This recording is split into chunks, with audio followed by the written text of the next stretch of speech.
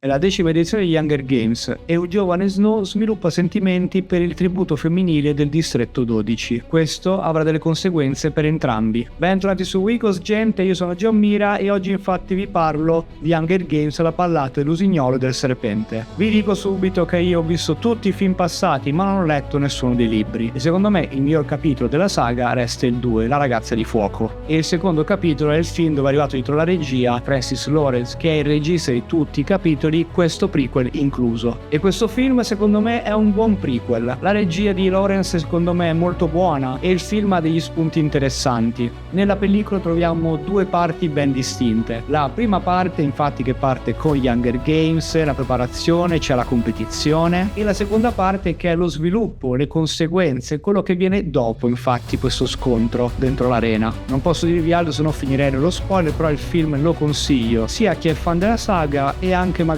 a chi non ha visto i film precedenti, e anche questo che vuole fare un prequel, ovvero prendere anche nuovi spettatori. Dicevo che il film ha degli spunti interessanti perché c'è sia l'anima di Hunger Games ma c'è anche comunque una descrizione interessante dei personaggi, ovvero di un giovane Snow che nella saga passata era interpretato da Donald Sutherland, qui invece è interpretato da Tom Blythe, e devo dire che fa un bel lavoro davanti alla telecamera. Il tributo femminile invece del distretto 12 è interpretato dalla sempre lanciatissima ormai Rachel Zegler, e faccio presente che il suo personaggio ha varie canzoni in questo film. Ormai lei canta sempre dopo questa storia di Steven Spielberg e le canzoni secondo me sono un punto forte del film, ci fanno conoscere il personaggio della Zegler e poi comunque ci fanno capire anche lo stato d'animo o le situazioni di questa realtà, la realtà quella degli Hunger Games, quella dei distretti. Infatti durante la canzone non è che viene soltanto inquadrato la Zegler ma anche i personaggi che lo ascoltano e anche il popolo, giustamente, anche come collegamento diciamo ai film passati dove il personaggio di Jennifer Lawrence, Katniss, cantava questo inno alla rivolta. Comunque se avete visto i film passati potete capire il collegamento.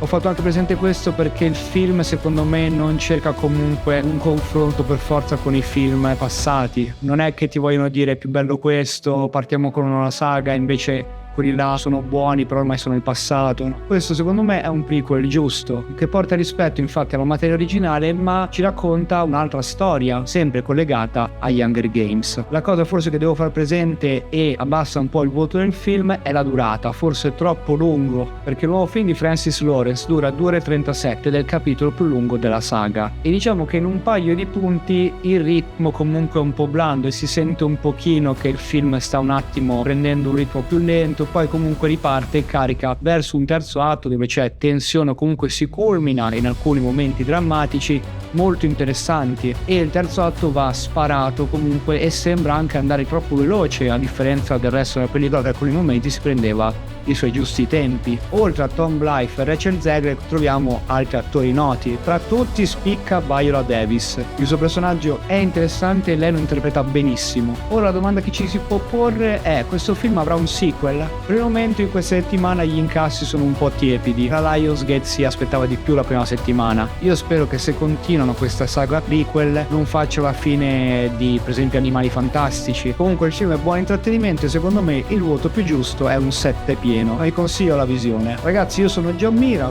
vi ricordo di iscrivervi al canale, di mettere mi piace, condividere il video, ci trovate su X, TikTok, Facebook, Instagram, Twitch, YouTube. Un saluto e ci vediamo alla prossima pellicola. Ciao ragazzi!